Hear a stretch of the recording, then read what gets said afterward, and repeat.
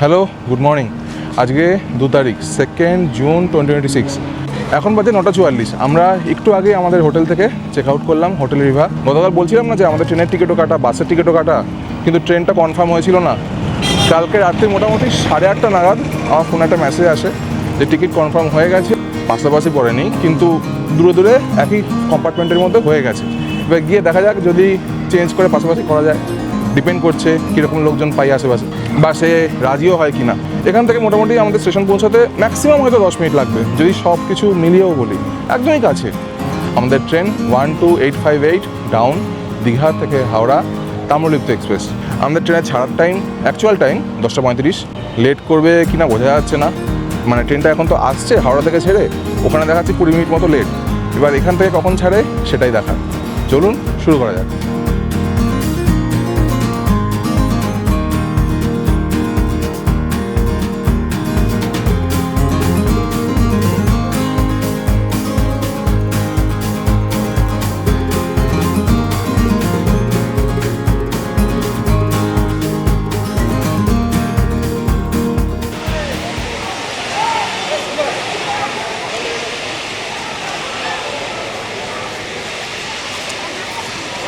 আমরা এসে পৌঁছলাম দীঘা স্টেশনে। আমাদের ট্রেন আসতে এখনও কিছুটা বাকি আছে, মানে আসার ট্রেনটা আর কি, যেটা হাওড়া থেকে দীঘা আসছে, সেই ট্রেনটা আপাতত একটু আগে দেখলাম 24 minute late, right? 24 minute late. আমাদের এখান থেকে ছাড়ার সময় তো ওই 10:35, তো এখন বাজছে 10:03। যে ট্রেনটা আসছে সেটা এখানে ঢোকার কথা ছিল ওই মোটামুটি 10:10 নাগাদ। মোটামুটি ঢুকতে ঢুকতে 10:30 বাজিয়ে দেবে ওটা মনে হচ্ছে, কেননা 20 মিনিট লেট দেখাচ্ছে যেহেতু। তো আমাদের ট্রেনটাও ছাড়বে মনে হয় একটু লেটেই, দেখা যাক কি হয়। অ্যানাউন্সমেন্ট হয়ে গেছে আমাদের ট্রেন, মানে যেটা হাওড়া থেকে আসছে আর কি, সেটা 2 নম্বর প্ল্যাটফর্মে এসে ঢুকছে। Minute 20 late. C2 সেখানটা গিয়ে আমরা দাঁড়াই আপাতত, কেননা আমাদের কোচ নাম্বার আজকে C2।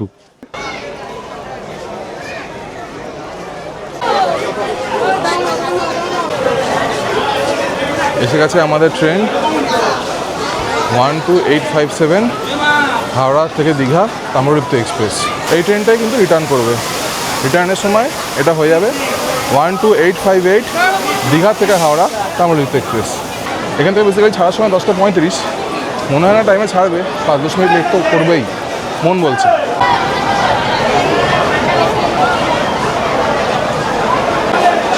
চরম ভিড়, আর গরমও লাগছে, মানে অবস্থা গরমে পুরো চরমে।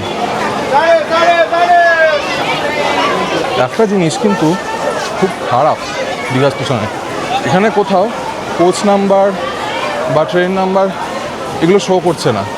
বোর্ড আছে কিন্তু শো করছে না। বোঝা খুব মুশকিল কোন কম্পার্টমেন্ট কোথায় এসে দাঁড়াবে। মানুষজন বুঝবে কী করে যদি না দেখায়, কেননা সবসময় তো আর নিজের থেকে জানা সম্ভব না। বুঝতে হচ্ছে এখন। যাই হোক, আমরা পৌঁছে গেলাম আমাদের C2 কম্পার্টমেন্টের কাছাকাছি, এসেই গেছি। তাম্রলিপ্ত এক্সপ্রেসের মধ্যে একটা হামসাফারের পোজ দিয়ে রেখেছে, দেখুন। জোড়াতালি দিয়ে কাজ সব জায়গায় চলছে, আর বিন্দাস চলছে। ট্রেনের মধ্যে আমাদের সমস্ত ব্যাগেজেস রেখে তারপর আমরা নেমে এলাম বাইরে। এনিওয়ে, এখন ট্রেনের ব্যাপারে কিছু ইনফরমেশান আপনাদের দিয়ে রাখি। 12858 ডাউন দীঘার থেকে হাওড়া তাম্রলিপ্ত এক্সপ্রেস তার 185 কিলোমিটারের যাত্রা পূরণ করে মোটামুটি ওই 3.5 ঘন্টা মতো। এই 3.5 ঘন্টা যাত্রাপথে আমরা পাবো 6টা স্টেশন আর 39টা ইন্টারমিডিয়েট স্টেশন। আমাদের ট্রেনে ছাড়ার সময় এখন তো হয়ে গেছে 10:38 বাজে, 10:35-এ ছাড়ার সময় ছিল। লেট হবে জানতাম, কেননা ঢুকেইছে মোটামুটি 15 মিনিট লেটে। ভেতরে বসা যাচ্ছে না, এসি কম্পার্টমেন্টে মানুষজন উঠে বসে আছে, কিন্তু এসিটা অফ করে রেখে দিয়েছে। কখন যে চালাবে, প্রচণ্ড গরম লাগছে ভেতরে। বাইরেই একটু ভালো লাগছে আর কি, ভেতরটা গুমোট হয়ে গেছে। এসি না চললে যা হয়, পুরোপুরি বদ্ধ না। এই দেখুন, এটা হচ্ছে নন এসি, একদম শেষের দিকে, মানে যেদিক দিয়ে আমরা এলাম সেখানে হচ্ছে জেনারেল। এগুলো এসি, মধ্যে দুটো C1 C2 এসি, আবার তারপরে জেনারেল। এতক্ষণে চালিয়েছে এসি, ট্রেন বাজিয়েছে বাঁশি। চলুন এবার ট্রেনে উঠে একটু বসি। আচ্ছা আচ্ছা আচ্ছা ঠিক আছে।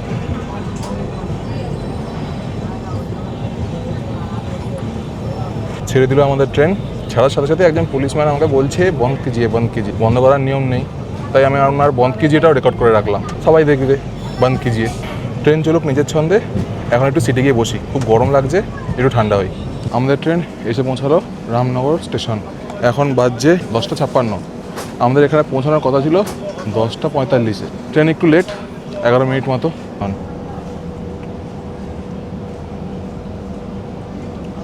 আমাদের পরের স্টেশন কাঁথি। কাঁথি অবধি পৌঁছাতে আমাদের এই ট্রেন অতিক্রম করবে প্রায় 24 কিলোমিটারের যাত্রাপথ, আর তার মধ্যে থাকবে 4টে ইন্টারমিডিয়েট স্টেশন। কাঁথিতে পৌঁছানোর কথা 11:08, কিন্তু কখন গিয়ে পৌঁছায় দেখা যাক। রেলের কিছু নিয়মাবলী আর কিছু এক্সপিরিয়েন্স, কিছু অভিজ্ঞতা আপনাদের সঙ্গে শেয়ার করি।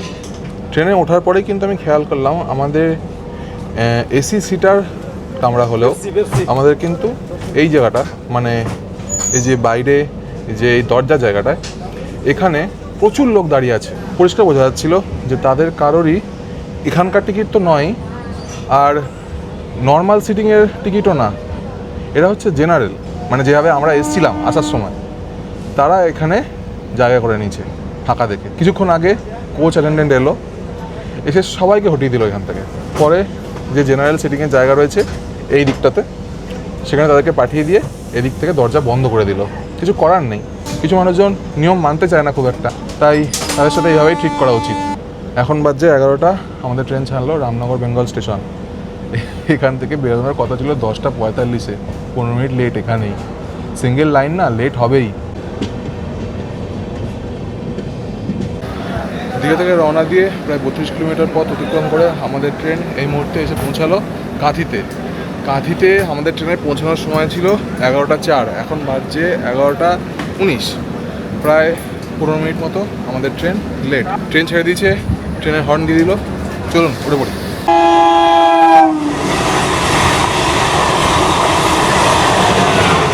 কি ট্রেন গেল বুঝতেই পারলাম না, তার আগেই বেরিয়ে গেল, মিস হয়ে গেল। এখানে দেখুন খেতে আগুন জ্বালিয়েছে।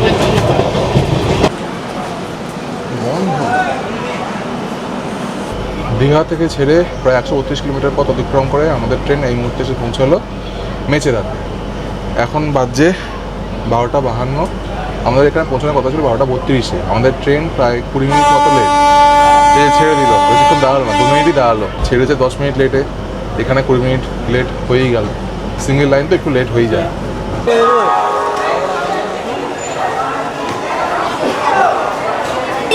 আমরা এসে পৌঁছলাম হাওড়া স্টেশন। এখন বাজে 2:11। এখানে পৌঁছানোর কথা ছিল 1:55-তে, এখন বাজে 2:10। ওই 15 মিনিট মতো লেট, মানে বজায় রেখেছে। 15 মিনিট লেটে ছেড়েছিল, 15 মিনিট লেটেই ঢুকলো। মাঝখানে একটু বেশি লেট হয়ে গেছিলো অবশ্য, সেটা তো মানে আবার কভারও করেছে। এবারের মতো আমার দীঘা ভ্রমণের গল্প এখানেই শেষ করছি। আবার আপনাদের সঙ্গে দেখা হবে একটা নতুন ভ্রমণের গল্পে, একটা নতুন দিনে, নতুন এনার্জির সাথে। আসলে দাঁড়া বলে দাও।